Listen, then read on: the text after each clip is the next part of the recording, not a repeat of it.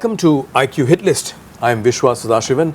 IQ HitList is Inconvenient Questions one-on-one interview that explores the views of an individual that you want to see.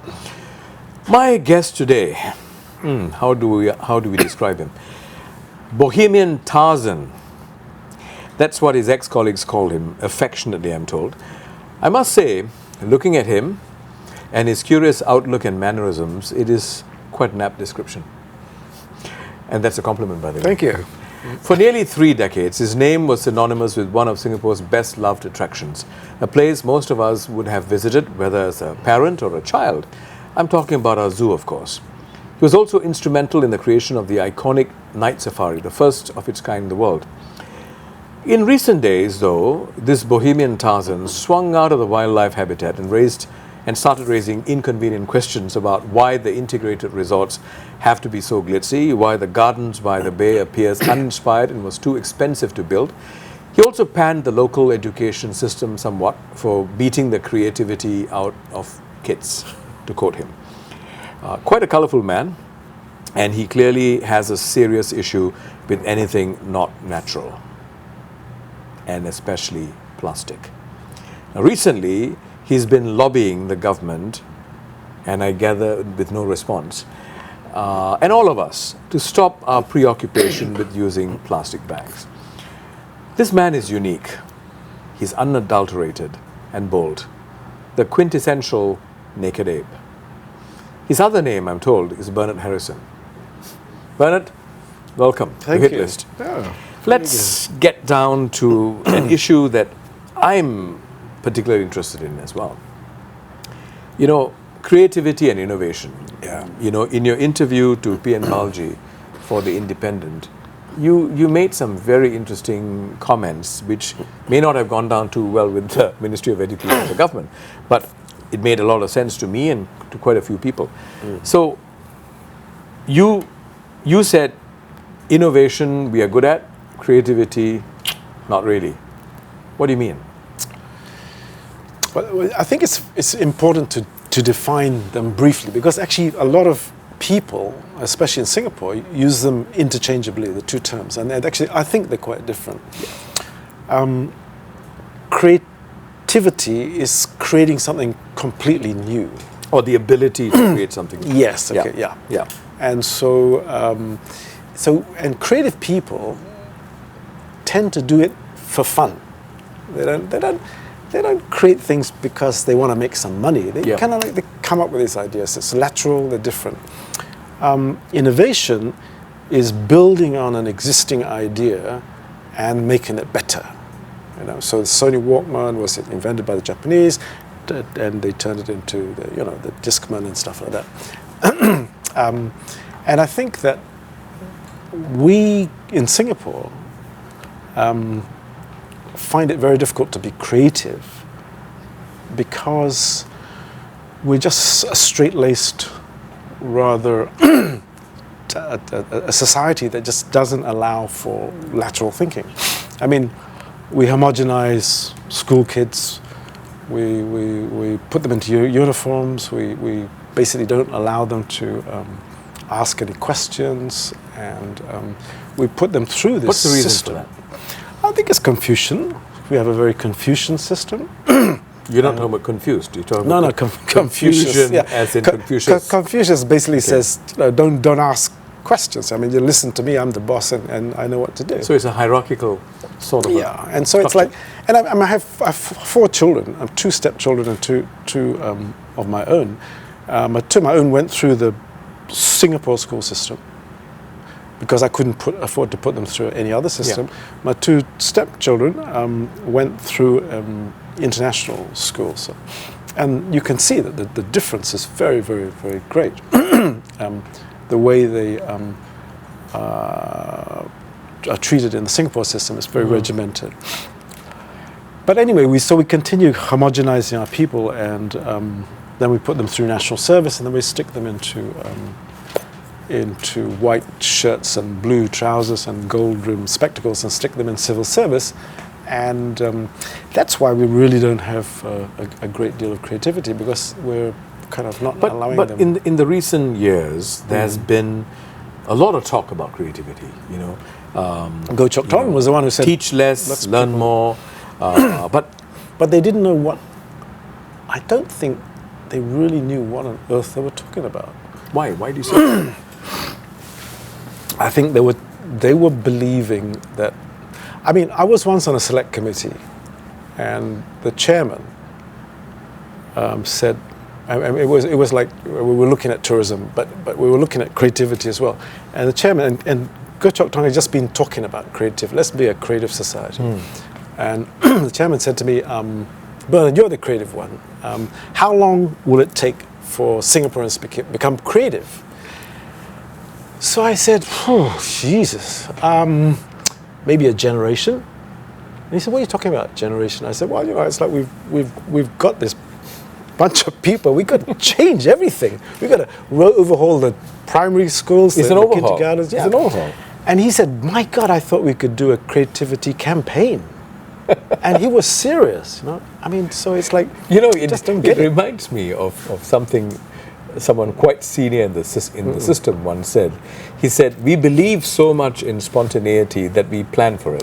Yes, that's right. And I mean, so that there is a mindset that we can actually pressure cook virtually anything. Yeah. What's been, in your view, the downside of this? Let's manufacture creativity. Let's pressure cook. Let's workshop it in 2 days. It's an orientation because we are a nation in a hurry. Yeah. And sometimes for good reasons. But what's been the downside of that? Well, I mean, I think the thing is that what we're trying to do is we're trying to be creative because we want to come up with new ideas. We want to do a lot of R&D here, and we want Singaporeans to do it. And I keep saying Singaporeans are not competent to create new ideas. It's not they're not intelligent, but they just don't have any lateral way forward because we're just constipated, And so I say bring in foreign talent. But when I say foreign talent, I don't mean your rich Chinese and your rich Indians. I mean highly creative people. Bring them here. But the problem with creative people is they do drugs, they're homosexuals, and they kind of tell ministers that they're idiots. And they're inconvenient. Yes, absolutely. And so you don't want to hang around too long. You had a lot of them in the zoo, right? Yeah, we used to specialize in them. But so you bring in these people, you workshop them for a few weeks. You also don't try and change them. No. Because that's the whole point. And the point about the creative people is that they're not interested in making money particularly. And I specialize in actually facilitating creative workshops. And the problem with creative people is that they're all over the place. I mean, it's not thinking out of the box, it's like pulling them off the wall, and they're over here and they're talking about this. And completely different vocations, professions. And the more different vocations, the better, because that's when you get the lateral ideas. I mean, take for instance Changi Airport. Changi Airport was created probably by a bunch of architects and engineers, went around the world, did a benchmarking thing, went to Schiphol, said this is the best one, and came back and they all thought the same, and they all built these boxes. That's why Terminal 1, 2, and 3 looks like 3 boxes. I mean, Terminal 1, 2, and 3. But it works. Works fantastically. It works. It works, yeah. There's nothing wrong with that. Let me that. ask you this, okay? Are you taken seriously? I mean, look at you. You look like an ape. Yeah. You've got long hair, you've got a lot more... Silverback. And you've got a lot more facial hair than most people. Yeah. Right? I'm not taken seriously. Yeah. But because you're different, right? Yeah. You're different. People think that this guy... And you've passed your time. Yes. He's a has-been. Yeah. Now, that's how I'm sure you have been treated sometimes, You come up with an idea, say, of course he'll come up with this idea. He's a wacko. Yeah. Because there's a certain view that we have of how a person should look and present himself. Yeah. And prophets are never recognized in their own countries. So how do you deal with this? Jesus, for instance. Jesus looked a bit like you. Yeah, long hair, beard. Yeah. So I was mistaken for Jesus in Israel once. Yeah, it's, hey, my wife was looking for me. We were in a market in Jerusalem, and she went to the shop and she said, "I'm looking for my husband. Have you seen him?" And the guy said, "You mean the guy who looked like Jesus?" I said, "Yeah, okay." So how do you deal with this? And what do you think is the problem with this sort of a fixation of uniformity? You know, anyone who is different, dressed different. Of course, we are better today than before, but we still don't take well to people who are different, very different from us. Yeah. We tend to be suspicious of their motivations. We tend to think that they are. I mean, for example, right? If you are an art student, you're never as good as a science student, right? Right. You know, that sort of orientation. You know, how do you deal with that? Well, I mean, I don't. I mean, that's why I live in Bali. You know? I mean, just and I think really when I was at the zoo, we would struggle with the system. You were CEO for 21 years. Yeah, something like that. Yeah. Whatever they called me, Yeah. The designations changed. But yeah, I mean, sort of looking for money, talking to people, trying to convince people, having to deal with civil servants, and trying to look at least conform to a certain mold. But yeah, Singapore is, I think, is a very, very they do expect you to conform to certain appearances. Yeah. You know, I mean, you've got to wear So, the right things. do you think this fixation with conformity and uniformity actually makes it difficult for us to change habits, or puts a hurdle before us when there's a proposition to change habits? For example, one of the things that you've been pushing very hard for is, and you've been asking this inconvenient question, right? Why should we continue to have plastic bags in Singapore? Yeah. Maybe you can tell us, share with our viewers a little bit about, you know, this floating plastic bag thing that's been in the Pacific. Okay, sure. Okay, for the last 60, 70 years, all our plastic rubbish has been ending up in the sea. And it happens to this day. I mean, I live in Bali, and if there's a strong current, I mean, we get a lot of Java's plastic onto the beaches. I keep telling the Balinese, actually, it's our plastic as well. They say, no, it comes from Java. And I say, bullshit. But, and this has been going on for 60, 70 years. And so there's this thing called the Pacific plastic soup, or the Pacific plastic garbage patch, in two parts of the Pacific, and smaller ones in other areas of the oceans, where they are 5 meters, 10 meters deep. And cover the size of continental United States. Wow. I mean, they're pretty big. Don't forget, 70% of the Earth is sea, right? And so they're just floating, and they're in suspension. It's plastic, primarily plastic bags, but plastic debris, and quite fine as well. And they're just sitting there.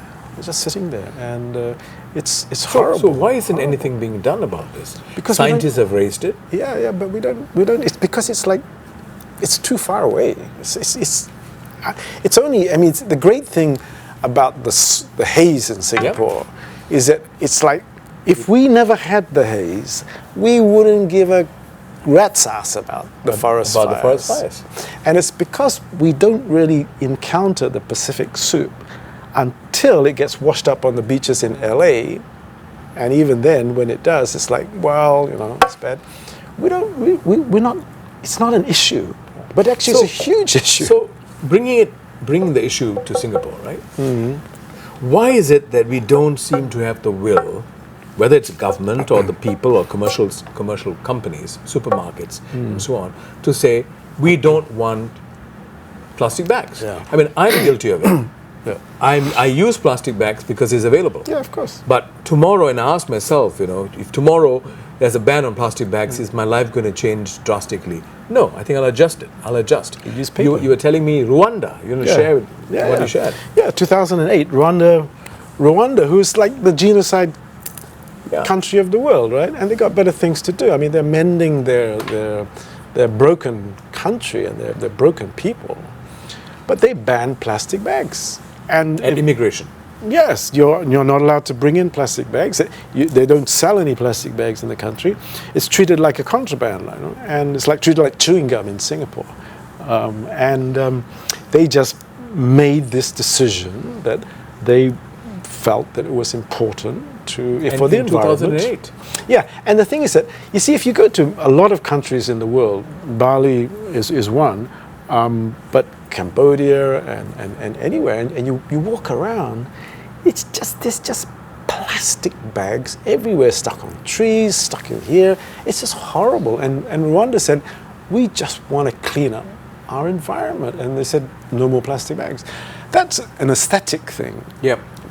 But actually, in Singapore, because we're a coastal nation, I mean, this is an issue. I mean, we should be saying, don't have plastic, don't sell plastic bags, don't give away plastic. It's a no-brainer, right?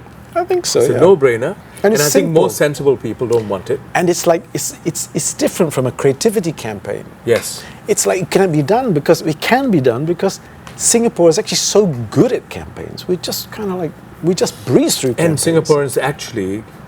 And they would do it because they adopt and adapt. Yes, and we're so compliant anyway. If government said stop plastic bags tomorrow because it's bad for the environment, we would all say yeah.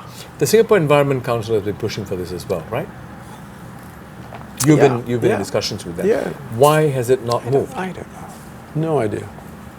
Singapore, I don't know. So it should be very easy. Should be easy. I give you the last word in this interview. Right.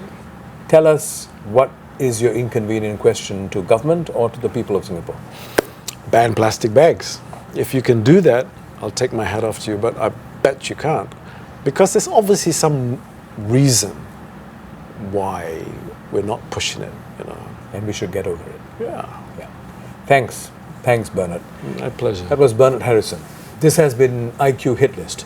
Log into our website, www.iq.sg, to watch out for our next IQ HitList interview. Click the links to see other guests who have appeared on our previous episodes. Post your comments on social media and let us know if there's someone you would like us to interview on HitList.